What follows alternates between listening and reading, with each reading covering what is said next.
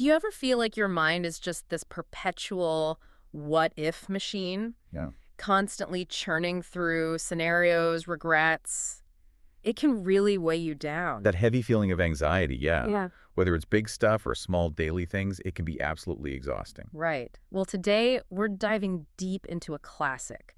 Dale Carnegie's How to Stop Worrying and Start Living. We want to help untangle those mental knots. It's such a foundational book for so many people, Absolutely. And our sources for this deep dive, they come from some really thorough summaries and notes within the Bookie app, plus insights from the community there. which is great because it gives you that distilled wisdom, but also how people are applying it now. Exactly. So our mission today really is to equip you with this potent blend of principles, strategies, things you can actually do, and maybe some critical perspectives too. Yeah, perspectives to help you genuinely transform how you relate to worry.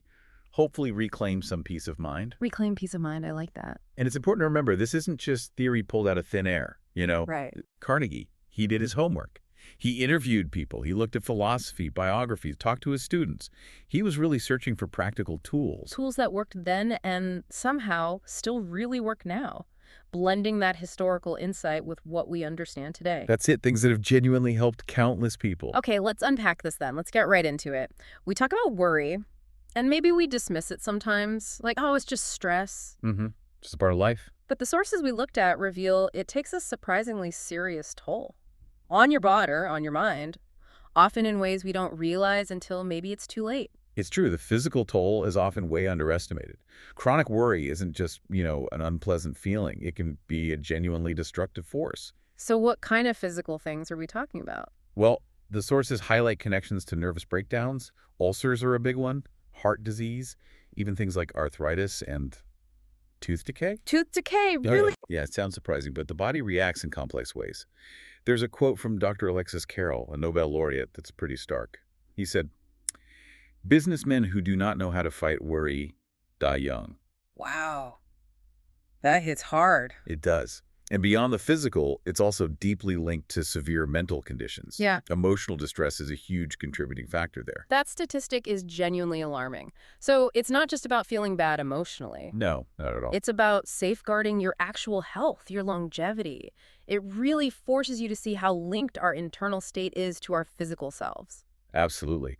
And, a shocking statistic from our sources actually suggests that maybe up to 70% of doctor visits, 70%? yeah, 70%, are related to issues caused or made worse by worry, not just purely physical things. That's staggering. It really underscores how much we overlook this. It does. It shows our maybe collective failure to protect ourselves from these damages we know happen. That 70% figure is definitely a wake-up call. We need practical solutions, which brings us to Carnegie's foundational idea, right? This concept of living in date-tight compartments. Exactly. It sounds simple, but it's profound. It really means focusing solely on the present day, Just today. just today. Imagine your life like a ship with watertight doors. You seal off the past yesterday's regrets, and you seal off the future tomorrow's anxieties. Okay. And you pour all your energy, your attention into the tasks and hopefully the joys of today. So you can actually live life instead of just worrying about it. Precisely. It stops you being weighed down by what's already happened or what might happen. Carnegie backed this up with thinkers like Robert Louis Stevenson, Horace, Yeah. people who understood the power of the now. It seems incredibly appealing, especially, if you're prone to replaying yesterday or fretting about next week. But how do you do that practically? If you've got deadlines, family, long-term plans, you can't just ignore the future, can you? That's a really good question. And no, it's not about ignoring the future entirely. That would be irresponsible. It's about not letting future worries paralyze your present actions. Okay, so it's about managing the worry, not the planning. Exactly. The sources mentioned a story, Ted Benjamino. This guy had severe anxiety, went to his doctor, and the advice was simply live in day-tight compartments. Just like that. Just like that. And by consciously focusing only on what he could tackle that day, he found his anxiety lessened dramatically, his well-being improved. It's about maybe setting aside time to plan, then bringing your focus back squarely to the present. That makes sense. Contain the planning, then live in the now. And building on that focus on the present, Carnegie has this famous 3-step strategy for when you are facing a specific worry, right? Yes, a very direct approach. Step 1, You acknowledge and really analyze the worst possible outcome. What's the absolute worst that could happen? Okay, face it head on. Step 2, Mm, you mentally prepare yourself to accept that worst case scenario if yeah. it has to happen. Acceptance. That sounds tough. It is, but crucial. And then step 3, from that point of acceptance, you calmly start taking steps to improve upon that worst case scenario. Right. So accept the worst, then work to make it better. Exactly. It's a sequence that can be incredibly empowering. There's this powerful story in the sources about a man with terminal ulcers, given a terrible prognosis. Okay. He went through these steps. He actually accepted he was going to die. And paradoxically, that acceptance freed him up to just enjoy whatever time he had left. And what happened? Incredibly, this shift, this inner peace born from acceptance, led to an unexpected physical recovery. His worry was literally killing him, and letting go of it allowed him to heal. It shows that deep connection again. That's amazing. And it really underscores your point. Carnegie isn't just saying be positive. No, not at all. It's not about ignoring problems. He's giving you a practical, almost analytical blueprint to actually tackle them. Precisely. It's structured problem solving for your worries. And that starts with step 1, get the facts. Oh. Carnegie really hammers this point home. He says something like, half the worry in the world is caused by people trying to make decisions before they have sufficient knowledge. Before they know what they're dealing with. Makes sense. Right. So gather all the objective information you can. Then, step 2, define the problem. Don't keep it vague. Write down exactly what you're worrying about. Nail it down. Nail it down. Step 3, list solutions. Brainstorm all the possible actions you could take. Get options on the table. Exactly. Step 4, decide. Analyze your options and choose the best course of action. Commit to a path. And then, crucially, step 5, act immediately. Don't procrastinate. Implement your decision. Get moving. Get moving. There's an example of a businessman during World War II incredibly stressed about potential Japanese occupation. He used this exact method, get the facts, defined the specific worries, listed actions, decided, acted. It helped him manage immense stress effectively. So you're basically converting that swirling, vague anxiety into concrete, actionable steps. That's the goal, taking control back from the worry.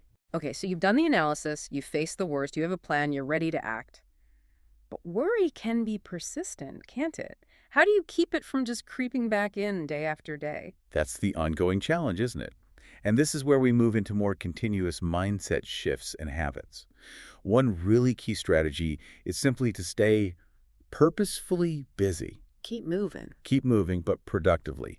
Engage in activities that absorb your attention.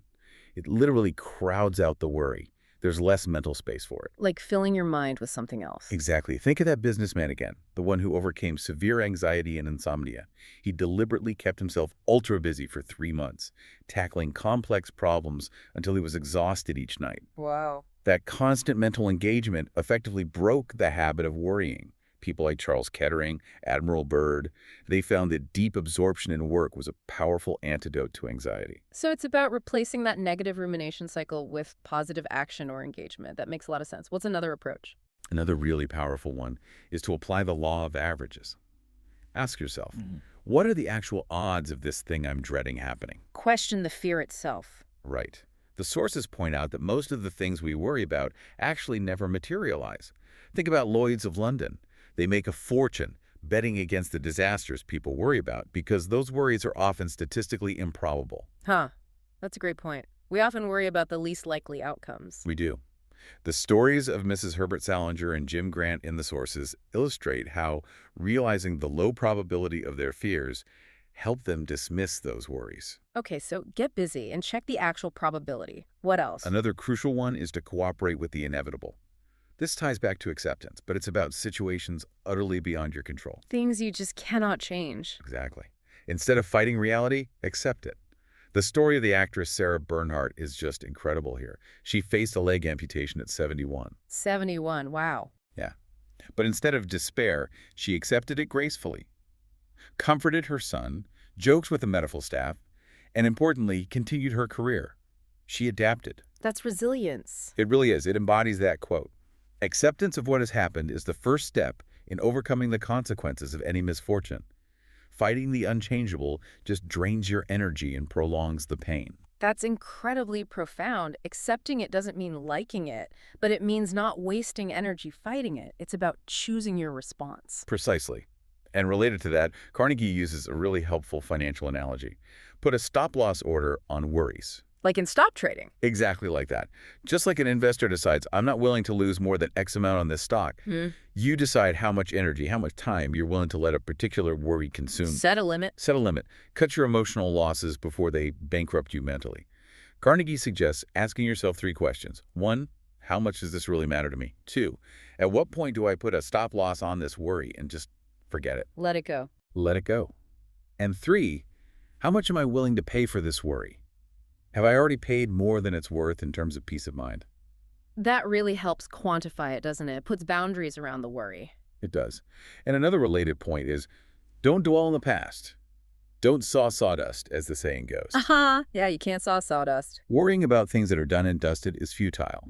Regretting past actions you can't change just wastes present energy.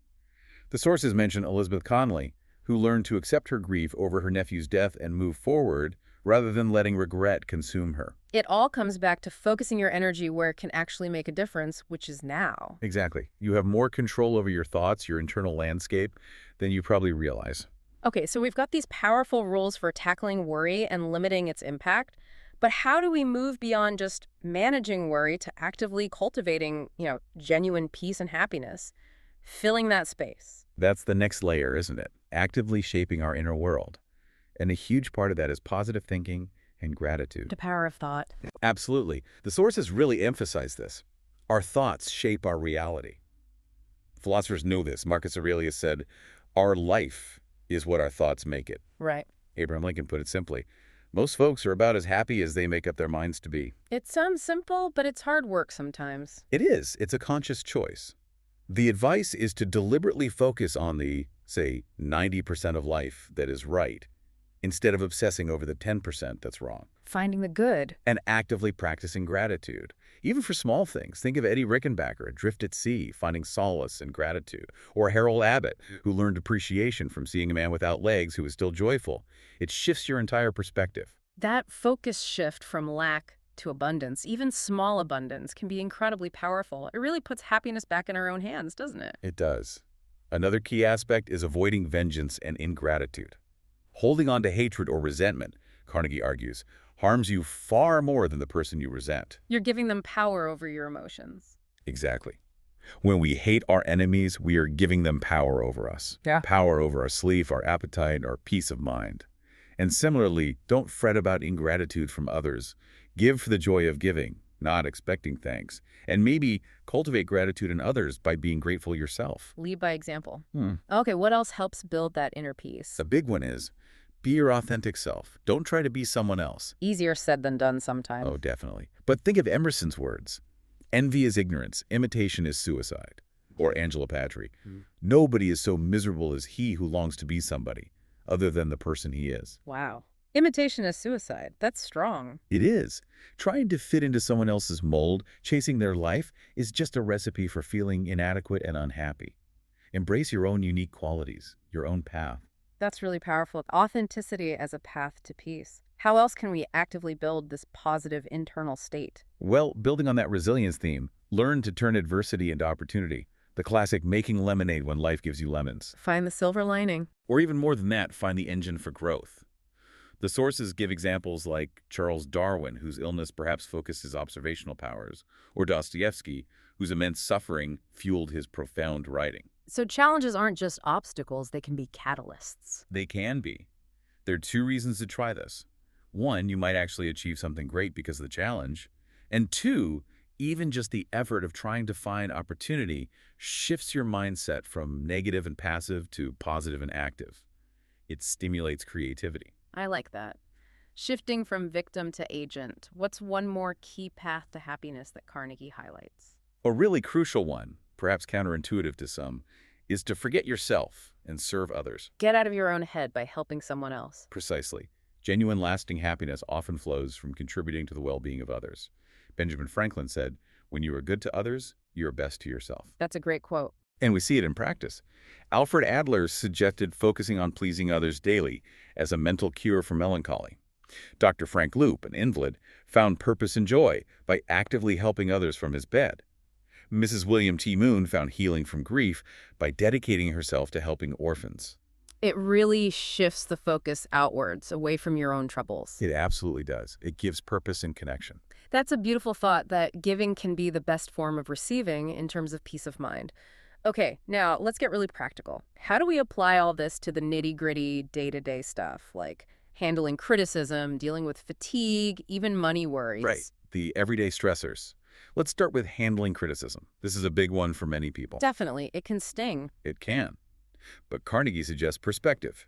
First, understand that unjust criticism is often a disguised compliment. It might stem from jealousy or envy. As the saying goes, no one ever kicks a dead dog. Huh. So if you're getting kicked, you must be alive and kicking. Something like that.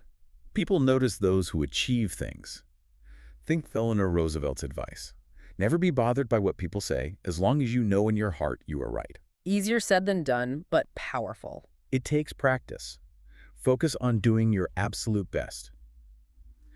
Then, Carnegie has this wonderful image. Put up your old umbrella and keep the rain of criticism from running down the back of your neck. Shield yourself. Shield yourself from the negativity, especially if it's unfair. However, it's also crucial to be open to constructive criticism. Lincoln was great at this, learning even from sharp critics like Stanton. So differentiate between helpful feedback and just noise. Exactly. Carnegie even suggests keeping a log of your mistakes, being your own constructive critic, and actively seeking unbiased feedback from people you trust. That's proactive. Okay, what about fatigue? That constant drain, especially at work, which often fuels worry. Yes, combating fatigue and worry at work. A key insight from the sources is that for many people, especially sedentary workers, most fatigue is actually psychological, not purely physical. Mental exhaustion. Mental exhaustion, boredom, frustration, worry itself. So the solutions are often mental and organizational too. Clear your workspace. A cluttered desk can lead to a cluttered mind. Prioritize tasks so you're not overwhelmed. Be decisive.